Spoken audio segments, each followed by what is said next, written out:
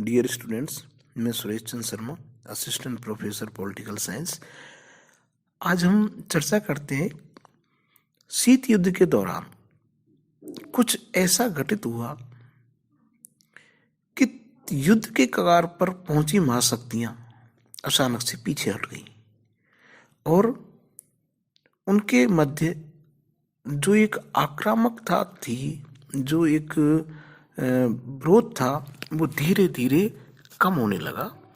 स्थितियां सुधरने लगी और उनके मध्य जो एक कटुता थी, वो कटुता धीरे धीरे कम होने लगी। इस घटना को शीत युद्ध के दौरान एक नाम दिया गया जिसे कहते हैं देदांत या तनाव शैथिल्य।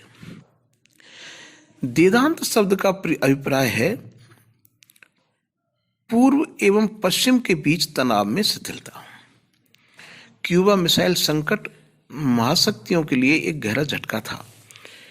20 जून 1963 को जिनेवा में एक सोवियत अमेरिकी समझौते पर हस्ताक्षर किए गए, जिसके द्वारा मॉस्को और वाशिंगटन के बीच एक हॉटलाइन कायम की गई। दोनों ही पक्ष कुछ सीमा तक शस्त्र नियंत्रण की दिशा में सहमत हुए। हॉटलाइन और 1963 की परीक्षण निषेध संधि जैसे प्रयास अपने प्रभाव में सीमित थे, परंतु फिर भी वे महत्वपूर्ण थे। क्यूबा संकट के बाद शीत युद्ध जारी तो रहा, परंतु देदांत के अधिमिश्रण के साथ। इसके अतिरिक्त दोनों महाशक्तियों को अपने कुछ घरेलू मुद्दों का समाधान करना था।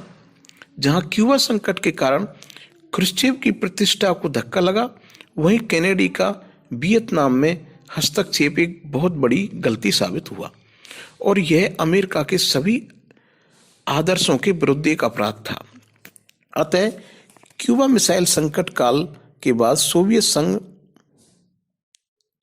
और अमेरिका के साथ प्रतियोगिता में संलग्न रहा, परंतु एक अच्छी बात यह थी कि यह शस्त्र नियंत्रण एवं वाशिंगटन के साथ अच्छे संपर्क के माध्यम से शांतिपूर्ण सह-अस्तित्व की नीति का अनुसरण कर रहा था। दूसरी ओर संयुक्त राज्य अमेरिका भी वियतनाम युद्ध की हार एवं बदनामी के कारण सोवियत संघ के साथ संबंधों में सुधार के लिए इच्छित था। इस प्रकार महाशक्तियां कूटनीतिक लाभ उठाने के लिए युक्ति चालन से काम ले रही थी। क्रुश्चेव ने केनेडी के बारे में अपने मत का पुनर्विचार किया और उन्हें एक अन्य रूजवेल्ट माना तथा विश्व की समस्याओं से निपटने में उनके साथ संयुक्त रूप से शांति स्थापना के रूप में कदम बढ़ाया। इसके बाद नेतृत्व ब्रेजनेव हाथों में आया। महाशक्ति अनुभव किया कि अभी उनमें बातें सामान्य हैं और दोनों ने निश्चय किया कि वे संपर्क में रहेंगे, जिसके लिए जॉनसन और सोवियत संघ की मैत्री परिषद के अध्यक्ष कोसिगिन के बीच 1967 में ग्लासगोरो में सम्मेलन का निर्णय लिया। सभा की समाप्ति से पूर्व ही 1968 में कोसिगिन ने जॉनसन को सोवियत संघ आने का निमंत्रण दे दिया। जॉनसन ने स्वीकार किया और कहा कि वे प्रत्येक वर्ष में एक बार ऐसे सम्मेलन का आयोजन देखना चाहते हैं। 1969 और 1975 के मध्य संयुक्त राज्य अमेरिका ने अनेक कठिनाइयों का सामना किया, जिसमें वियतनाम युद्ध सुस्पष्ट था। संयुक्त राज्य अमेरिका ने आर्थिक संकट का भी सामना किया, जैसे कि मुद्रास्फीति, डॉलर का घटता मूल्य, भुगतान की स्थिति में असंतुलन आदि। इन सभी समस्याओं के चलते सोवियत संघ के साथ संबंधों में सुधार के कुछ राहत प्रदान की। दूसरी ओर सोवियत संघ की विदेश नीति में भी बदलाव आ रहा था। चूंकि चीन मित्र के बजाय शत्रु में बदल रहा था, चीन की शत्रुता ने सोवियत संघ के लिए सैनिक भय उत्पन्न कर दिया। इन सभी बातों ने दोनों देशों के बीच तनाव शैथिल्य एवं सहयोग की आवश्यकता पर बल दिया। अक्टूबर 1971 में सोवियत सरकार ने औपचारिक रूप से राष्ट्रपति निक्सन को मॉस्को आने का निमंत्रण दिया और उन्होंने इसे स्वीकार भी किया। निक्सन की मॉस्को यात्रा एक अमेरिकी राष्ट्रपति द्वारा सोवियत राजधानी की प्रथम यात्रा थी। इसके बाद 1973 में संयुक्त राज्य अमेरिका ने ब्रेजनेव ने यात्रा की।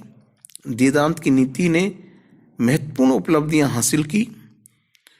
वह विश्व जिसमें अमेरिका के राष्ट्रपति और सोवियत संघ के नेता प्रत्येक वर्ष भेंट करते थे, वह उस विश्व से एक सुरक्षित स्थान था जहां वे एक दूसरे से बात भी नहीं करते थे। 1975 के अंत में यह स्पष्ट होने लगा कि वेदांत का काल समाप्त होने वाला है। नवंबर 1976 में जिमी कार्टर ने फोर्ड को हरा करके राष्ट्रपति चुनाव में विजय हासिल की। इसके परिणाम स्वरूप अमेरिकी विदेश नीति की प्रकृति में एक आश्चर्यजनक परिवर्तन आया। अमेरिका और सोवियत संघ के संबंध, जिन्होंने 1970 के दशक के प्रारंभिक दौर में आपसी समझ और सहयोग को बढ़ावा दिया, उसमें अब अस्थिरता आ गई। अमेरिका मानवाधिकारों का अतिक्रमण कर रहा था तो सोवियत संघ अफ्रीका में अवसर देख रहा था। वेदांत अपने आप में कोई ऐसी घटना नहीं है जो कि एक दिन में घटती है। वेदांत दोनों ही महाशक्तियों की कमजोरियों, असफलताओं एवं उनके आंतरिक विरोधों एवं उनकी चुनौतियों का परिणाम था। जो आक्रामकता शीत युद्ध के प्रारंभिक दौर में थी दोनों महाशक्तियों में, धीरे धीरे उन्होंने इसकी वास्तविकता को परखा। उन्होंने देखा कि संघर्ष, झगड़ा किसी के लिए फायदेमंद नहीं हो सकता। इसमें दोनों ही महाशक्तियों का नुकसान होगा। और फिर उसके बाद कुछ घटनाक्रम ऐसे घटते चले गए कि जिनके कारण धीरे धीरे महाशक्तियों का विरोध कम होता गया और आपस में तालमेल बैठता गया। परंतु ये तालमेल स्थायी तालमेल नहीं था, क्योंकि दोनों ही महाशक्तियां बरकरार थीं। और वेदांत का दौर अफगान संकट से समाप्त हो गया और फिर अंत में शांति की स्थापना तब हुई जब सोवियत संघ का बिखराव हो गया। इस प्रकार वेदांत एक ऐसी प्लेट थी जिसने उबलती हुई चाय को थोड़ा ठंडा कर दिया। Thank you.